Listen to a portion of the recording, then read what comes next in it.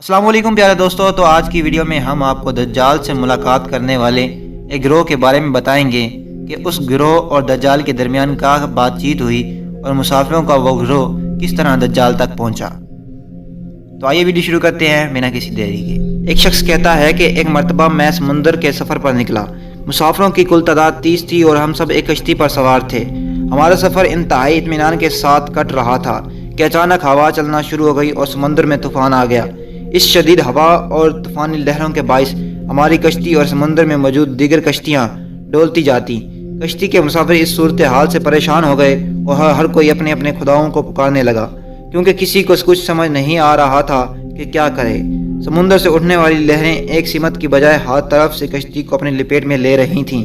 थक हार कर मलाह ने भी चापू छोड़ दिया और एक तरफ बैठ गया। अब हम में से हर किसी को यकीन हो चला था कि मौत यकीनी है। सूरज गरूब होने को था और इसकी रोशनी आहिस्ता आहिस्ता ख़त्म होती जा रही थी। शाम का अंधेरा और मंजिल का कोई पता नहीं।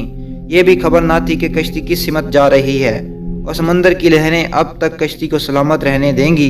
इस खौफ और यास की वलत में रात गुजर गई और सुबह की हल्की हल्की रोशनी फैलने से हर तरफ उजाला ही उजाला हो गया। कश्ती रात भर हिचकोले खाने के बाद किसी को कुछ खबर ना थी कि हम कहाँ पहुँच गए हैं। फिर अगले दिन भी इसी कैफियत में गुजारा और इसी तरह रात के बाद दिन और दिन के बाद रात आती गई और हमारा कश्ती को समुद्र में फंसते हुए पूरे 30 दिन गुजर गए। फिर अचानक 30 दिनों की इस सूरत हाल के बाद भूले भटके मुसाफिरों को दूर से एक ऐसा नज़र आया जैसे कुछ दरख्त समंदर में खड़े हों।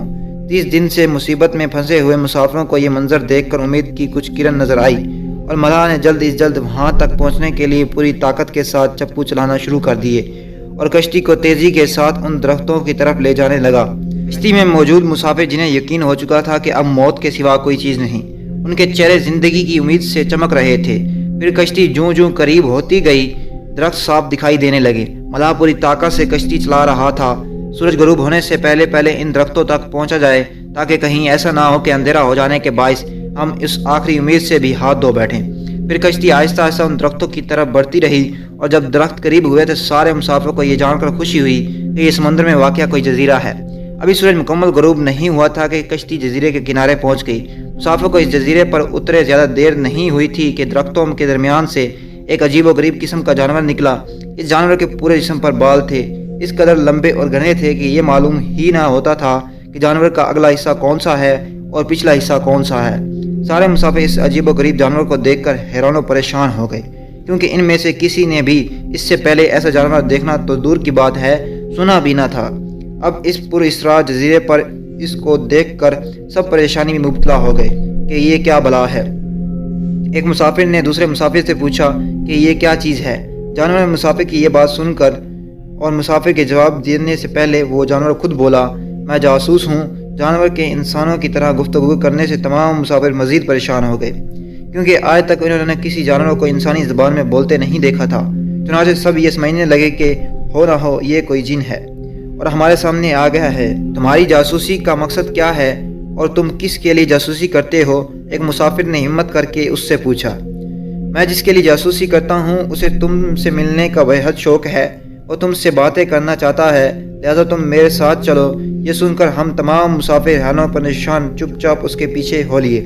वो अजीबोगरीब जानवर दरख्तों के दरमियान बने हुए रास्तों से होता हुआ एक पुराने महल के सामने जाकर खड़ा हुआ। महल को चारों तरफ से बुलंदो बाला दरख्तों ने घेर रखा था। मुसाफिरों ने वहां पहुंचकर परेशान नज़रों से उसकी तरफ देखा और फिर जानवर की तरफ सवालिया नज़रों से देखने लगे। जानवर फिर आगे चला और सब मुसाफिरों को एक बड़े दरवाजे से गुजारते हुए महल के अंदर ले गया।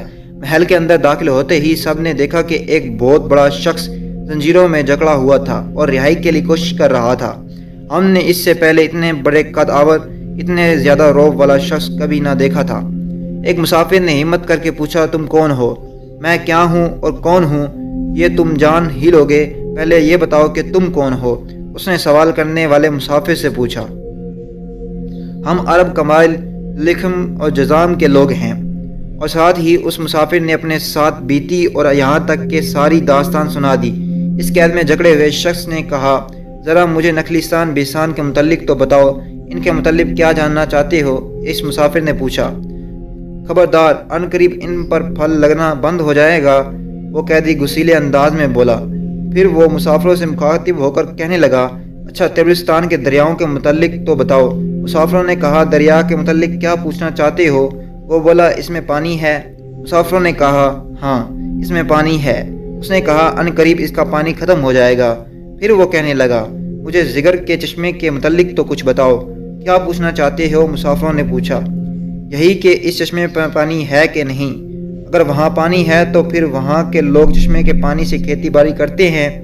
फिर वो पूछने लगा, अच्छा मुझे ज़रा उम्मियों के नबी मोहम्मद सल्लल्लाहु अलैहि वसल्लम के मुतल्लिक तो कुछ बताओ। मुसाफिरों ने जवाब दिया, उन्होंने मक्का से अपनी दावत का आगाज़ किया और अब वो मक्का से निकलकर मदीना में मौजूद हैं। क्या वो अरब के लोगों के साथ कोई लड़ाई लड़े और अरबों ने लड़ाई में उसके साथ क्या सलूक किया? कैदी ने पूछा। जवाब मिला, लड़ाई में वो अरबों पर गालिब रहे और बहुत से अरबों ने तो इनकी अताअत भी कबूल कर ली और अब वो खुद को उनकी ताबेदारी में रखते हैं। ये सुनते ही वो गुस्से से फंकारा और जंजीरों को झटका दिया। फिर मुसाफिरों को मुखातिब करके बोला, अब मैं तुमको अपने मुतल्लिक बताता हूँ कि मैं दज्जाल हूँ और तुम्हारी बातों से मालूम होता है कि मुझे यहाँ से निकलने की इजाज़त मिलेगी। फिर मैं इस जजीरे से निकलूँगा और 40 दिन में सारी दुनिया घूमूँगा। दुनिया में कोई बस्ती और गांव ऐसा नहीं होगा जहाँ से मेरा गुजर ना हो। हाँ, मक्का और मदीना में जाना मेरे बस से बाहर है, मुझे वहाँ जाने की इजाज़त नहीं। मैं इन दोनों शहरों में दाखिल होने की कोशिश भी करूँगा तो मेरे आगे फरिश्ते रुकावट बन जाएंगे। इनके हाथों में तलवारें होंगी और मुझसे लड़ेंगे। ये दास्तान हमें एक सहाबी हज़रत तमीम दारी रज़ियल्लाहु अन्हु ने सुनाई, जो इस्लाम कबूल करने से पहले ईसाई थे। ये अजीबोगरीब वाक़या देखने के बाद नबी करम सल्लल्लाहु अलैहि वसल्लम की खिदमत में हाजिर होकर मुसलमान हो गए।